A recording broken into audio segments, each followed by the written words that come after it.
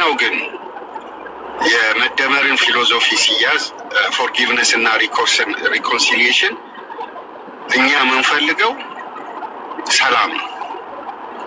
ጦርነት አይደለም እናወጀው፣ ሰላም ነው፣ ዲፕሎማሲ ነው። እና በህግ መሰረት የኢትዮጵያ አሰብ መመለስ ስላለበት ያንን ማስመለስ አለብን። ሌላው ትናንትና ስናገር የነበረው በጣም የሚገርማችሁ ነገር ሻዕቢያ አመሰራረቷን እኮ ማወቅ ጥሩ ነው። መጀመሪያ ኢኤልኤፍ የሚባለው ኤርትራ ሊበሬሽን ፍሮንት የሚባለው መጀመሪያ የተቋቋመው በ1960 ካይሮ ውስጥ በአብደል ናስር ፕሬዚደንሲ ጊዜ ካይሮ ውስጥ ነው። ይህን ማወቅ አለበት የኢትዮጵያ ሕዝብ። ካይሮ ውስጥ ነው የተመሰረተው። እዛ አሰልጥነው ካድሬዎችን አሰልጥነው በውትድርናም በፖለቲካም አሰልጥነው በአይዲዮሎጂም አስታጥቀው መልሰዋቸዋል እና ሬዲዮ ሁሉ ከፍተውላቸው ኢትዮጵያ ላይ ሲያናፉ የነበረው እነሱ ናቸው እና ከዛ በኋላ እርስ በራሳቸው ስለተገጫጩ አንደኛው ያውን የምትሉት ሻዕቢያ ወይም ደግሞ ኢፒዲአርኤፍ የሚባለው ከዛ ከኢኤልኤፍ የወጣ ነው። እንትናቸው ምንድነው ሀሳባቸው? አረብ ሆነን በጣም አረብ ሆነን ህዝቡን አሁንም እንደምታውቁት የኤርትራ ቋንቋው ዋነኛው ከትግርኛው ቀጥሎ አረብኛ ነው። ባላንስ መሆን አለበት በሚል ሀገራችንን ቦታውን እኛ በእነሱ ብቻ ልንገዛ ነው ወይ በሚል ትንሽ አፈንግጠው የወጡት እነ ኢሳያስ አፈወርቂ ሻዕቢያ የሚለውን ሲመሰርቱ ከዛ አሁንም እስከዛሬ ድረስ ከግብጽ ጋር አብረው ይሰራሉ። እንግዲህ መሰረታቸው የግብጽ ያሳያችሁ 1960 66 ዓመት አካባቢ ማለት ነው። ይህ ቀላል የሆነ ግንኙነት አይደለም ከኢጅፕት ጋር። ስለዚህ እነዚህ ባንዳዎች ኢጅፕት ለብዙ አመት የሞከረችብን ሀገር ነች። በጣም ብዙ አመት የኢትዮጵያን ውድቀት የፈለገች እና አብረው ደግሞ የሚሰሩ እነዚህ ተንኮለኞች ባንዳዎች አሉ። ኢትዮጵያ ምን አደረገች? አሁን ኢሳያስ አፈወርቂን ወሎ ሀገር አስተምራ ከዛ አዲስ አበባ ዩኒቨርሲቲ አስገብታ አገረ ጠል ኤርትራንም ባይዘዋ አይወዳትም ኢሳያስ አፈወርቂ። አገሩን የሚወድ ሰው እኮ እንደ ዶክተር አብይ ሳይዘርፍ አገር ልማት ሰው ደስ የሚለው አይናቸውን ሲያዩ ደስ የሚላቸው ነገር ምርት ሰው በልቶ እንዲኖር ግንባታ የተለያየ ነገር እንደዛ አይነት ነገር ይደረጋል፣ እርሻ ይደረጋል። ይህ ሰው ግን ኩላሊታቸው እንዲሸጡ በየቦታው እንዲራቡ ተፈንቅለው ወጥተው ግማሹ ህዝብ ውጭ ነው ያለው። አሁን በሩ እንኳን የኢትዮጵያ ቢከፈት ጠቅላላ ሙልጭ ብለው ነው የሚወጡት። ኢሳያስና ካድሬዎቹ ነበር የሚቀመጡት እና ይህን ያህል አገሪቷን በጣም ነው የሚጠላት። ኢትዮጵያ ጠል፣ ኤርትራ ጠል ነው። መለስ ዜናዊም ኢትዮጵያ ጠል ነበር። ምንድነው የነዚህ ሳይኮሎጂ? ባንዳ ስለሆኑ ሳይኮሎጂያቸው ራሱ ምሬት ነው የሚጨምርባቸው ራሳቸው ላይ ህዝቡን። በቃ ምንድነው ይሄ ናርሲዝም ነገር ነው ያላቸው። ምንድነው በቃ የመጨቆን ነገር፣ የመሳደብ በአገርህ ላይ አሁን መለስ ዜናዊ ታስታውሱ እንደሆነ ስለ አገር የሚባል ነገር ኢትዮጵያ እንዲነሳም አይፈልግም ነበር፣ ያንገበግበው ነበር። ይሄ የኢትዮጵያ ናሽናሊዝም ስሜት እንዲነሳም አይፈልግም።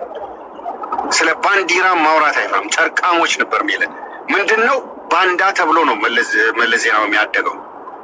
ድሮ በጣሊያን ጊዜ የኢትዮጵያ መንግስት የወጉ ናቸው የመለስ ዘሮች። ይህን ታሪክ ዞር ብላችሁ እኔ በመረጃ ነው የምናገረው፣ በመረጃ ነው። በልጅነቱ ጀምሮ ባንዳ እየተባለ ነው ያደገው እና በጣም ለነሱ ኢትዮጵያ መልሶ መውጋት በጣም ቀላል ነው፣ ለኢሳያስም ለሱ። ስለዚህ መቼም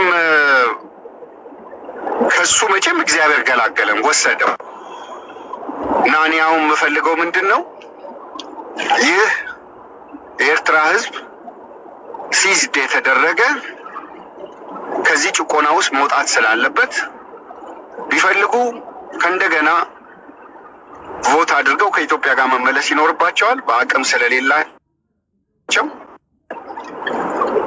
ካልፈለጉም እንደዛው መኖር ይችላሉ። ግን ያንን ለማድረግ አቶ ኢሳያስ መውረድ አለባቸው። ይሄ ከዓለም መንግስት ሁሉ ድጋፍ የምናገኘው ነው፣ ክፉ ስለሆኑ ማለት ነው። ይህ ህዝብ ሳያልቅ በፊት ቶሎ ብሎ የኢትዮጵያ መንግስት ይሄ እንትንም አያስፈልግም፣ እሳቸውን ለማውረድ እዛ ካሉ ተቀናቃኞች ጋር መስራት ነው። ከእንደገና ደግሞ ኩዴታ መደረግ አለበት፣ ወይም ደግሞ አስረን በኮማንዶዎች ወደ ኢትዮጵያ ማምጣት አለብን። ለህግ መቅረብ ያለበት ሰው ነው ኢሳያስ አፈወርቂ እና ይሄ ነገር በቅርብ ጊዜ መሆን አለበት ብዬ አምናለሁ። ከዛ በኋላ አሰብን የሚመጣውም ራሱ ቅን የሆነ ሰው እናስቀምጣለን። እነሱ ምንም እንትን አይሏችሁም፣ ያውቃሉ። ታሪኩንም ሁሉንም ነገር ሲያውቁ በሰላም አሰብን ይመልሳሉ። እንቀላቀልም ካሉ ይቀላቀላሉ። ያው ማደግ ነው። እነሱ መኖር ስለሚፈልጉ ግማሾቹም ኢትዮጵያን ያሉት የሚኖሩትም እዛ ነው። እንደ ሌላው ክፍለ ሀገር ትጨምራለች ማለት ነው። ተባረኩ። ጋዊ ነው ወይ ብለህ በመረጃ ንገረኝ። ሌላው ደግሞ እኛ በኤርትራ ፖለቲክስ ውስጥ መግባት የሌለብንን ምክንያት ንገረን። ምክንያቱም ኤርትራ ለኢትዮጵያ አንደኛ ሰላም ያኮረፈን በሙሉ ሽፍታዎች የምታስታጥቅ አሁን ጨምሮ ደግሞ ብላ አምጥታለች። ከነጻ ከወጣች ጀምሮ ከሳትወጣም በፊትም የነበረችው ኤርትራ ቀንደኛ ሻዕቢያ ነው የምለው። የኤርትራ ህዝብም አይደለም ሻዕቢያ ቀንደኛ የኢትዮጵያ ጠላት ነው። ለኢትዮጵያም ደግሞ ኢንስታቢሊቲም አስጊ፣ ከእንደገናም ደግሞ አሁንም ያ መንግስት ካልተወገደ ኢትዮጵያ እንዴት አድርጋ ነው በሰላም የምትኖረው? እስቲ አስረዳኝ ፋሲል። እኚህ ሰው ይህንን የመመለስ ብቃት የላቸውም። እንደ በቀቀን ነው የሰሙትን የሚመልሱትና ከፈቀዳችሁልኝ እኔ ልግባና ላውራ። ሰብሰንሺየት አድርገው ነገሮችን የሰሙትን ነው እንጂ የሚያወሩት። ለዚህ የሚሆን ጥሩ መልስ ልስጥህ። ኖ ሀበን አትመልስ። ያንተን ስም ሁሉ የመጥራት እንትን የለንም። እኛን መልስ። ቆይ አንተ የቱን ጥያቄ እየመለስክ ነው? ኖ አትችልም ቀልደኛ ነህ። ኖ እንትን ሀበን ሚውት አድርገውና እኔ ልመልስለት የወንድሜ ፋሲልን ጥያቄ፣ እኔም ደግሞ ልቀጥል። የሀገር ጉዳይ ስለሆነ የምናወራው ማይ ብራደር፣ ምን መሰለ እንዲህ ሻዕቢያ እኮ ኦር ኤርትራ እኮ እንደ ኤርትራ አይደለም ኢትዮጵያን ፋይት ያደረገው። ግብጽ በሌላ ዌይ ኢነሰንስ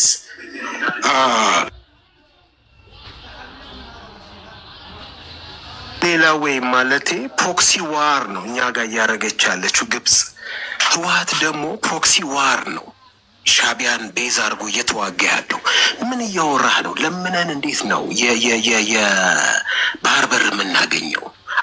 ስለ አንክሎስ አታውቅም? አለመማር እኮ ኃጢአት አይደለ። አንክሎስ ማለት ዩኒቨርሳል ዴክላሬሽን ኦፍ ይሄ የኮንቬንሽን ነው። ሎ ኦፍ ዘ ሲ ቤዝ የሚያደርግ ነው። ማን ነው ሳይፈልግ በዛ ደረጃ የተለያየው? ሳይፈልግ እነሱ ስለፈቀዱ የባህር በር አታገኙም ታገኛላችሁ የሚል ፕሪንስፕል ውስጥ የሚገባው ማን ነው? ከኢትዮጵያና ከኤርትራ ውጭ ላቲን አሜሪካ ሂድ፣ ወረቨ ዩጎ እንደኛ ላንድ ሎክድ የሆነ ሀገር ብዙ ነው ያለው። እነሱ ያገኙበት ወይ ዩናይትድ ኔሽን ኮንቬንሽንስ ኦን ደ ሎ ኦፍ ደ ሲ። ይህ እኮ ዓለም አቀፍ ኮንቬንሽን ነው አባዬ። እዚህ ላይ ቤዛ አድርገን የማንጠይቅበት ወይ እድሜ ነብሱን አይማረውና ለእነ አቶ መለስ እድሜ ኢቨን ኢሳያስ ሁሉ እንዲወስዱ እድል ሰጥቷቸው ነበር። እነሱ ሬፊውዝ ያደረጉበት ወይ ምንድነው? የባህር በር ሸቀጥ ነው፣ የእኛ ሸቀጥ ነው። የእነሱ ግን ግመል ይጠጣበታል ብሎ ለኤርትራም ለኢትዮጵያም ወይ አልሰጠም። በዛ ላይ ወንድሜ ቅድም ያነሳው ወይዎችን ኦር ጥያቄዎችን ከመመለስ አንጻር ሳይሆን የራሴን ሀሳብ ከማንጸባረቅ አንጻር አንዳንዴ ጀስትስ በጡንቻ ይመጣል። አሜሪካ ማዱሮን ጎትታ ስትወስድ ዓለም አቀፍ ሕግ ገዝቷት አይደለም። በአንድም ይሁን በሌላ ሁኔታ ራሽያ ቀድሞ የጣለቻቸው ግዛቶችን ስትሰበስብና ስታስከብር ዓለም አቀፍ ሕግ ወይንም ኮንሰንሰስ ሆኖ አይደለም። ለምሳሌ ማዱሮ ከቻይናና ከራሽያ በላይ ወዳጅ የለውም። ራሽያና ቻይና ምንድን ያሉት? ለእኛ ታይዋን ኦር ታይላንድ ከተመለሰችልን፣ ለእኛ ክሬሚያ ከተመለሰልን አሜሪካ ልክ ነች እኮ ነው ያሉት። ኖት ማዱሮን መውሰድ፣ ግሪንላንድን የነሱ ማድረግ። ስለዚህ ምንድን ነው እዚህ ጋር አሁን መነጋገር መደማመጥ ያለው? ሽማግሌው አንድ ነገር ልንገርህ፣ ኤርትራ ውስጥ የተማረም ጉልበት ያለውም እውቀት ያለውም አይደለም እየኖረ ያለው። ወይ ሽማግሌ ወይ አሮጊት ወይ ወታደር ወይ አማራጭ ያጣ ነው። ኢትዮጵያ ውስጥ ላስት ታይም ስናወራ ወንድሜ ሀብን ቃሉን አልጠራውም ከፊት ያለውን 2 ሚሊዮን ኤርትራውያን መታወቂያ የኢትዮጵያ መታወቂያ እና የኢትዮጵያ ዲጂታል አይዲ አውጥተው ኢትዮጵያ ውስጥ አሉ ስል ሳቀ። የእውነት አሉ። እውነት ለመናገር በደንብ የምናውቃቸው ቢዝነስ ሰርተው አዲስ አበባ ዩኒቨርሲቲ ስኮለርሺፕ ለኢትዮጵያውያን ከሚሰጥ ይልቅ ለኤርትራውያን ቢሰጥ ቀላል ነው። አዎ ይስጣል፣ አንቃወምም። ኢትዮጵያውያንስ ይሄን እኮ ዲና አናደርግም። አሁን ምንድነው ጥያቄው እየሆነ ያለው? 46 ቀበሌዎች ትግራይ ውስጥ በኤርትራ እንደተያዙ ታውቃለህ? ባለፈው ቆላ ተንቤን የእኛ መከላከያ ሰራዊት ስለገባ ወጡ እንጂ ስቲል እዛ እንዳሉ ታውቃለህ? ስናወራ ስለ ሀገራዊ ጉዳይ አሁን ስምህ ማን ነው ሰብለ ወርቄ የሚባል አይነት ተረት የምናወራ ከሆነ አቶ መሳይ ወይ ወይዘሮ መሳይ እንደዛ እናውራ። እንደ ሀገር የምናወራ ከሆነ ግን አንሽለጥለጥ፣ በማስረጃ እናውራ። ያለበለዚያ ወርደን የሚያወሩ ሰዎችን እድል እንስጥ። ልክ እኮ አይደለም እየሆነ ያለው እየተወራ ያለው። የኢትዮጵያ መከላከያ ሰራዊት ትግራይ ሲገባ ፕሮክሲ ዋር እኮ ነው ኤርትራ እየተጫወተ ያለው። ፎሪል እናውራ ከተባለ የትግራይ 3 ጀነራሎች እና 2 ጀነራሎች እና 1 ኮሎኔል ወደ መከላከያ ሰራዊት ፍሊ አደረጉ ማለት ከሀገራቸው አልሸሹም፣ አልተሰደዱም። ግን ያኛውን ኃይል ጠልተው ወደዚህኛው ኃይል ሲመጡ ማለት ምን ማለት ነው? ብዙ ነገር ማለት እኮ ነው። የት ጋ የተደበቁ ጦር መሳሪያዎች እንዳሉ፣ የት ጋ ያሉ የመሸግ ሁኔታዎች እንዳሉ፣ የት ጋ አስፈሪ ኮሮች እንዳሉና ምን አይነት ወታደራዊ ሚስጥር መቼም ከኮርኔል ከጀነራል በላይ የሚያውቅ የለም። ይሄንን ለማሳየት እና ለማውራት ለምንድን ነው ይሄም ሽክሽክ የምንለው? አሁን እኔ ልመልስ ብሎ የሚመልስልህ ሰውዬ ያንተ አጌነስት ቢያይህ ሊበላህ የሚፈልግ፣ እኛ ግን የነሱን እኩል ተጫርተን ፓስታ እኩል ተጫርተን ድንችና ሽንኩርት እኮ የምንገዛለን። የትኛውም ኢትዮጵያዊ እርግጠኛ ሆኜ የምነግርህ ለሻዕቢያ ሳይሆን ለኤርትራዊ ክፉ የለም። እንዴ እናቶቻችንና አያቶቻችን እኮ አሉ 20 ምናምን ዓመት ቤት ጠብቁ ተብለው ያከራዩትን ቤት ጠቅላላ ከባንክ አውጥቶ የሰጠዋሉ ስንታረቅ። እንዲህ ነን ኢትዮጵያውያንም ኤርትራውያንም። በምንም ብታነጽረውና ይሄ ብታናፍሰው አትለያቸውም እነዚህን ሰዎች ፎሬል። እና ስናወራ ልንማማር የምንችልበትን ልናውቅ የምንችልበትን ቤቶች መሰረት አድርገን። ቤዝ ማለት ምንድነው? ህጋዊ መሰረት፣ የጂኦግራፊያዊ መሰረት፣ የላንድማርክ ወይንም ምንድነው የስነ ምናምን ገጽታ እና ደግሞ በሌላ ወይ ስናይ የባህል የእምነት እና የሁኔታዎችን መገለጫዎች አይተን ነው ማውራት ያለብን። መሳይ ወጥተህ ውርድ ብለህ ከስር ብታዳምጥ ጥሩ ነው። አትመጥንም። አመሰግናለሁኝ ማይኮ።